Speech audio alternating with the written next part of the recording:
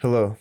In this video I will show you how to add friends in Minecraft. This is an easy tutorial video, so make sure to watch to the very end so you won't make any mistakes along the way. Without further ado, let's get started. First, you must log into Minecraft. Make sure that you have an account signed in.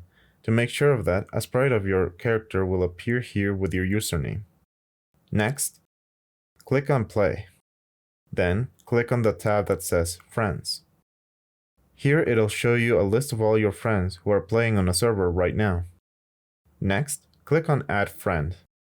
To add a friend, you will have to type their Microsoft Gamer tag in the search bar here. Once you've done that, your friend's profile should appear. Make sure that it's the account of your friend. After that, just press Add Friend. And that's it. I hope this video helped you and thank you for watching.